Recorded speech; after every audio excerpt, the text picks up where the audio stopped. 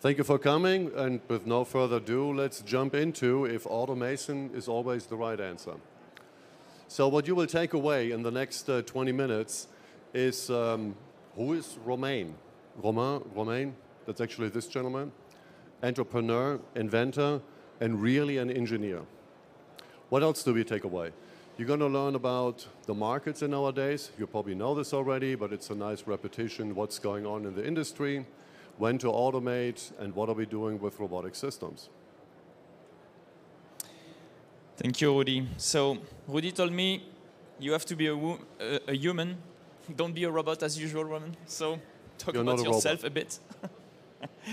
My story, I was engineer and I was first in logistics doing AGVs and then moved to GE Healthcare.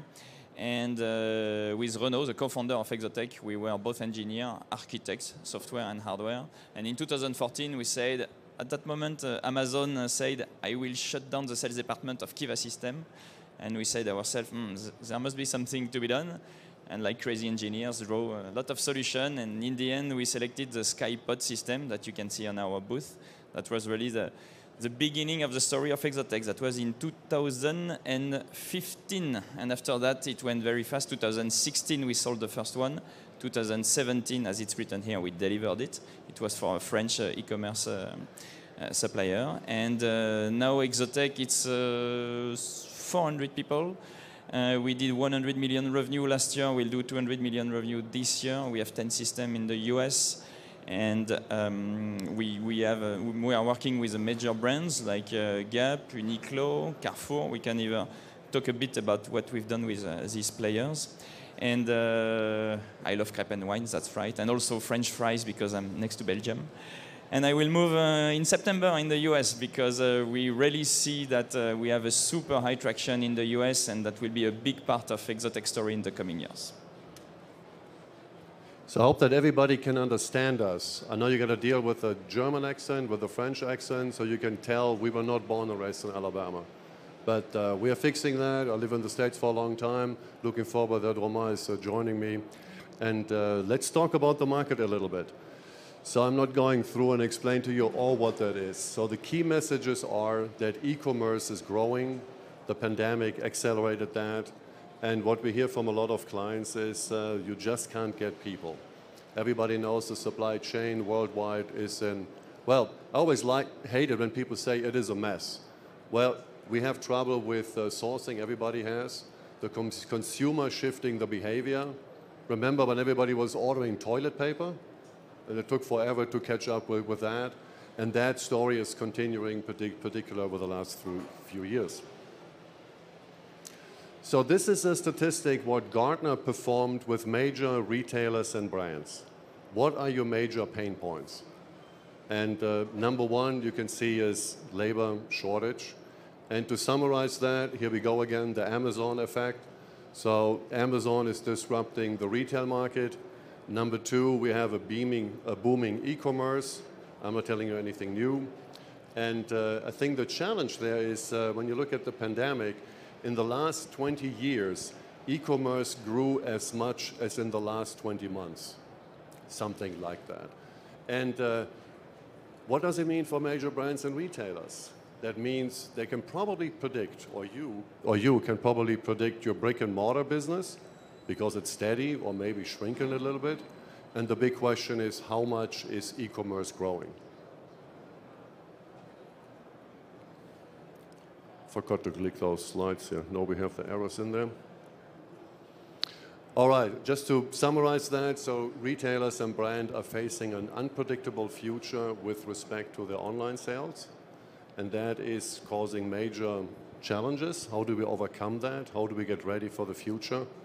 And the supply chain, finally, I'm in the business for like 25 years, and supply chain is finally a nice, well-respected academic exercise.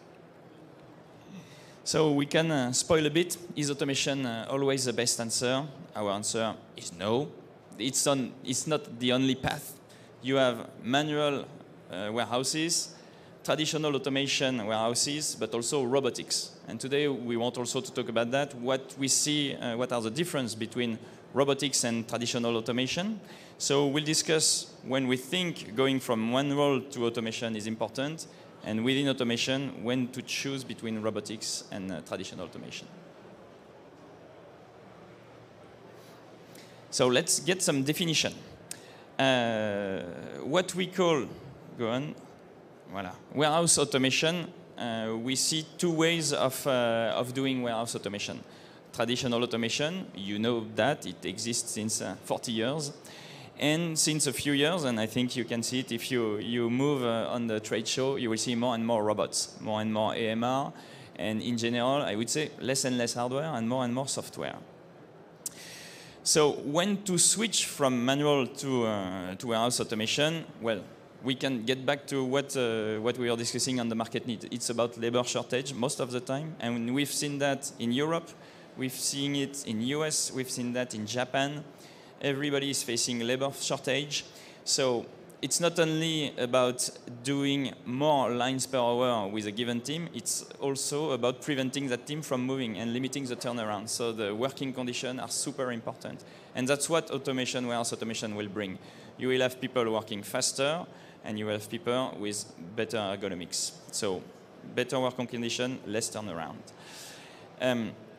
Something that you will face also when the flow are increasing in your warehouse, you will see the productivity of a manual warehouse going down. You might start at 120 lines picks per hour in traditional e-commerce, and as it grows, you see it decreasing to 80 picks per hour. If you have goods to person, people will run at least 400 picks per hour. So you have a stable throughput and the productivity of your team. And the last one is density.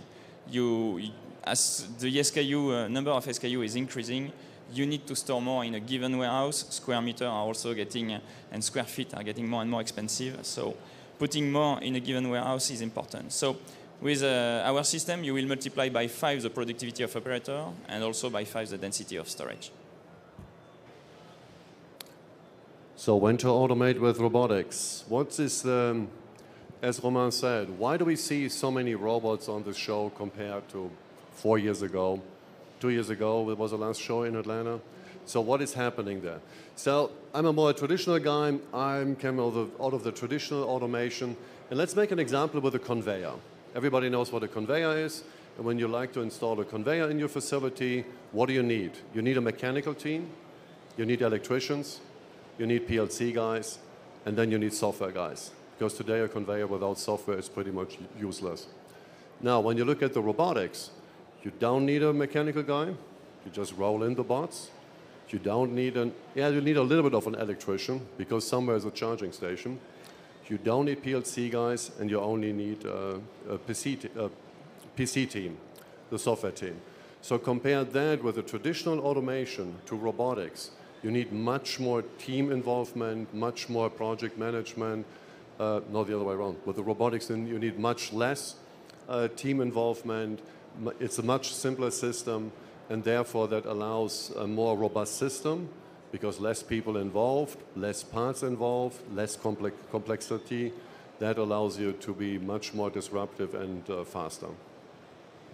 This is really what we understood from our DNA. And when we compared our DNA against traditional competition, I would say, we saw that we were doing things differently. And how this DNA is reflected in the product and is visible by the customer, well, you told it, we need only one kind of people, and the stuff is plug and play. So, in fact, the systems are deployed much faster. And we can deploy complex systems in 6 months instead of traditionally 1 year, 1 year and a half. Because I tend to say we work in the factory, we don't work on customer site. And this modularity, having put everything in the robot, allows us to produce these robots in mass and put them in a box and send them everywhere in the world. So when you're a deploy engineer, as Odi was explaining, you open a box, you take the robot out, and you can make mission. With 2 robots, you can already debug your full cycle from WMS, ERP to WMS to the system and make orders.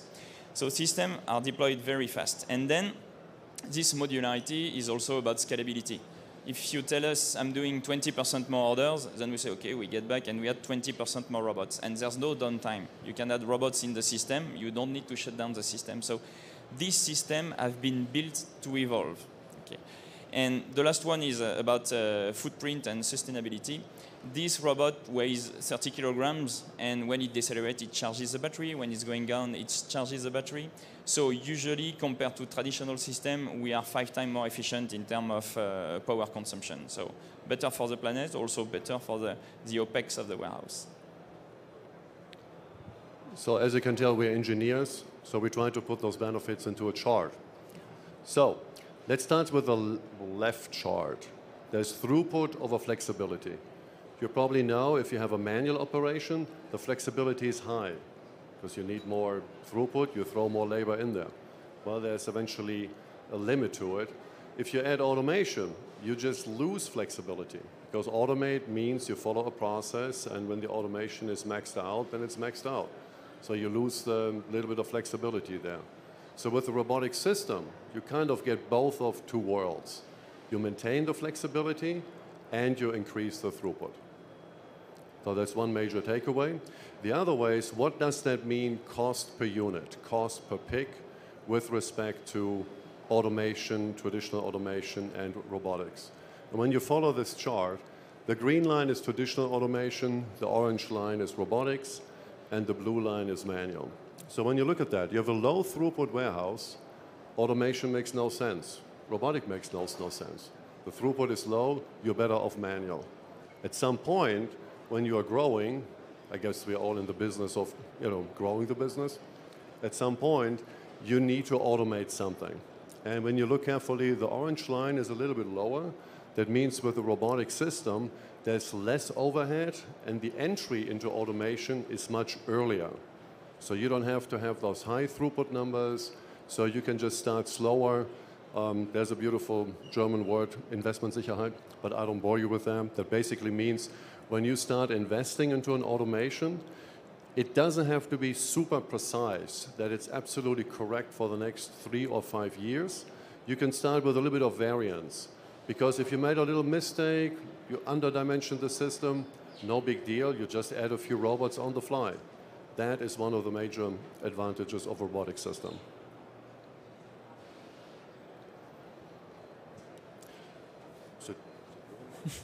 You already said it, this one. What the reason for switching, for choosing between automation and robotics, that's what he was explaining. It's if you don't know the future. We will take some example after that of how our customer used it, but each time that's because they are in an uncertain world and they need to buy something that they know they won't be stuck with for the next 10 years. So this ability to modify, to handle any different logistics which will be coming in the future, it can be in terms of flow, more flow or less flow, but also in terms of type of logistics. And we'll see example with B2B, B2C. Some of our customers, they don't even know what the warehouse will face in 5 years. So I start with a business case with a Carrefour. Carrefour, a big grocery retailer. For those who don't know, it's a bit smaller than Walmart, but bigger than Kroger, so a huge player. With Carrefour, we've worked with them on their e-commerce, grocery e-commerce system all around France. And Carrefour, their first pain point was really the quality. They were preparing manually in their store, and for them it was super crucial to have no missing article, so something that you order online, you get it. And it can be really tricky when you prepare in store. So they needed to automate their warehouse to have high throughput. But the problem that you have when you are doing grocery is that transportation is super expensive. And when you've done 100 kilometers, you have ruined your margin. So you need to be close to your customer. And then the second problem that you have is that you have big cities. Around Paris, you could do 10,000 orders. And you have small cities. Around Toulouse in the south of France, it's 1,000 orders. So with Carrefour, what we've built is a program with different size of warehouses. So we have a big one next to Paris, 4,000 orders per day, 250 robots delivering all the south of Paris. And in different cities, we have smaller system, 26 robots, but the same system. And that's super important. This is the same system and same software that can run with 20 robots or 200 robots, which make it super efficient in terms of upgrading all the system, having correction which are available for any site at the same time, having the same WMS connection. And then Carrefour is playing with that. They know they have their system with 200 robots, some small, some city where it's going better than expected, some other where it's going not as much as they expected. So they balance and they take some robots from one site and send them to another site. And as I said, you put them in a truck, you have them enter the system, no change in the system, and that's how you make the throughput of the system vary. So that's very interesting for them because this was 4 years ago when we started working with them.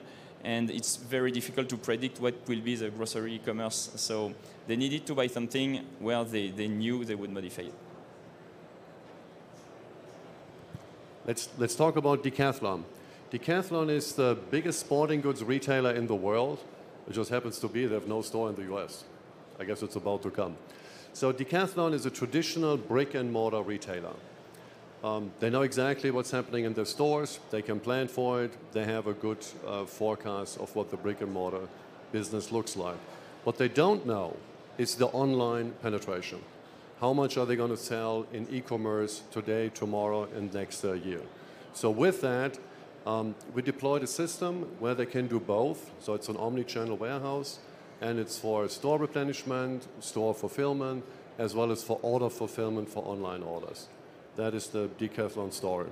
And maybe you want to elaborate a little bit that the Decathlon is installing how many 14 warehouses all over Europe. And with Decathlon, we've really built a program which is discussing with them about the overall supply chain, and then we replicate, a bit like Carrefour. We replicate the warehouses, and we just have the warehouses throughput vary by changing the number of robots. And Decathlon, they know our price. They can quote themselves and they can beat their own price because it's super clear. You know your throughput, you have your number of robots, you have your price. And that's how we've built a long-term partnership with them. And those 14 sites, they're going to get installed in what time frame? 6 months. And these are huge sites, more than 5,000 pieces per hour. So. That's the advantage of a robotic system where you can the speed of implementation is 6 months, and that's just not possible with traditional automation. What else do we have? Leclerc is doing e-commerce, so it's another grocery retailer, but this example is for cultural and cosmetics e-commerce. They have a warehouse where they are preparing all their orders for cultural and cosmetics. And this warehouse was completely maxed out. There was no space anymore, no ability to find the people, so they needed with that warehouse to get more of it. Once again, it's in online, so they did not really know what it would be in a few years later. So Leclerc is a very good example because that system has been modified many times. We started by, it's a brownfield, so we started by mounting one piece of the storage, and with the station and the robots. So a running system, but with half of the storage, because we only had space for half of the storage. And then the stuff has just vacuumed all the manual operation to make some more space. And when we had the space, we built the second piece of the storage. Increasing the storage is easy. You just build your racking. There's no wires, there's no motors. And when it's ready, you put the new map in the robot, and they will start to move in the new rack. So you can increase the storage by just, let's say, 4 hours downtime on Saturday morning. It's very easy. And then they have added station. And then they have removed some manual station and put the automated picker that you can see on our booth. So the system has already been modified 3 or 4 times, and they play with it. They know what they can do, and it's kind of risk management. They see where they are going, but with a certain probability. And we are always discussing with them on how we will change the system in the coming years. It's a very nice story with Leclerc. So am I understanding this correctly, that Leclerc was basically on a burning platform? They had existing buildings, and then with automation, they increased the capability of the building by how much? Yeah, now it's by 5, because otherwise they would have needed to move to another warehouse, and it would have been a drama. Yeah, thank you. Conclusion, guess what? You need robots. So again, the answer for automation is always, as a good old consultant, it depends. But if you move forward in your supply chain automation, think through if robotics is probably the right answer. So with that said, we pretty much come to the end of our presentation here, and we are open for questions.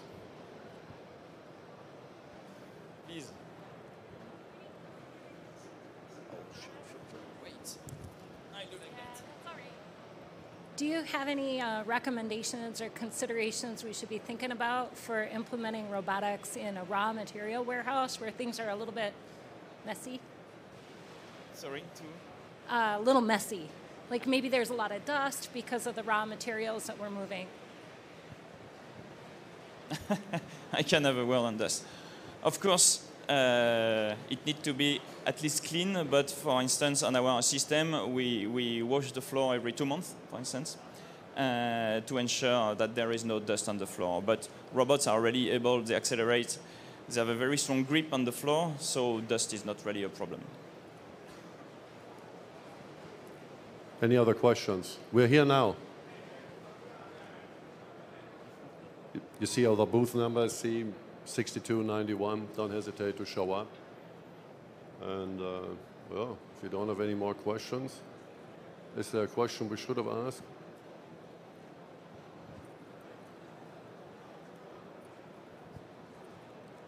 So capital expenditure is kind of the make or break input to switch between manual material handling, robotics, automation, right? Do you have any data, any study that kind of can help me or my company make a decision between traditional automation versus robotics? So I can try to answer that. So typically with a robotic system, because you have much less overhead, the entry point for automation is much earlier. So that means it should be less if you automate less. And all the way through, if your throughput is increasing, your demand is increasing in the warehouse, robotic systems tend to be more cost effective than traditional. But it's a tough question. I can't give you a price or something. We can have an extended conversation about that. Thank you for asking. Hi, thanks for the presentation. In groceries, you have, of course, the different temperature zones. How do you manage that in the system? Are these then different subsystems, or do you isolate part of the system? How does it work? So I can take that, and you correct me. So we in temperature zones, you talk about chilled, ambient, and frozen. And obviously, with a battery-operated device, you don't want to go from chilled to frozen and ambient. You catch humidity that causes all sorts of problems. So what we do is we have basically small independent systems right next to each other. And then, for example, for online fulfillment, we fulfill the tote with the order. And when we are done with the ambient fulfillment, then we move the tote to the chilled, or vice versa, or we keep it separated in designated totes. So for example, if somebody buys a milk, cereal, and a frozen pizza, then they need to be consolidated at a particular point. It's also heavily regulated. You know, at what point do you break the cold chain? Because a retailer often is not allowed to do that. The consumer needs to do that. But generally speaking, we can do that. And in that case, we just need to combine three small systems into one. The system is able to buffer the totes, so it's important in grocery. When you have prepared your tote in different zones, you restore them in the system. And then as the system is super reactive, you can recombine the tote at the moment of shipment or delivery to the final customer.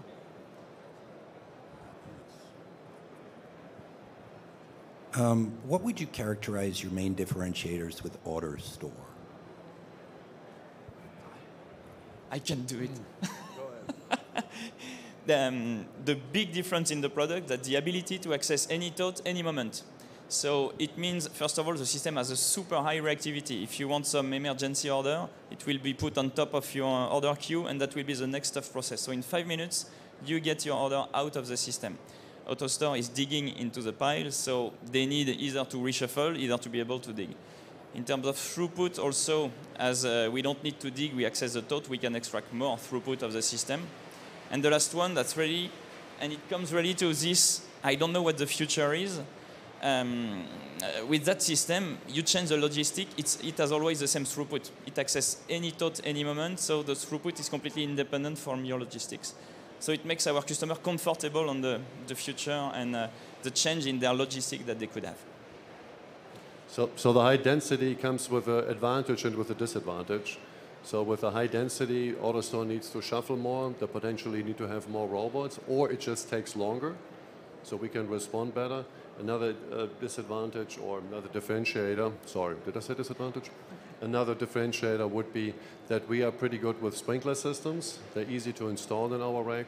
So inflammable products is no problem from the regulation perspective with our systems. You know, on a high level, I want you to remember that we have similar advantages to a robotic system like AutoStore. So they are definitely on the right path. But we have more like a rack, like a traditional shuttle system. So we kind of get the advantage of both worlds, and that's how you need to look at that. Good question. So then I go around and ask questions. You guys are good? All right, little applause for Romain. Thank you, guys. Thank you. Thank you, Oli. Thank you, everybody. I hope we have convinced you that robotics is the future. Once again, I'm an engineer by heart, so I can tell you that we have in front of us a very nice era which is coming with plenty of stuff to be found, to be innovated, plenty of new products to come. So it's a very nice era that we live in. Thank you.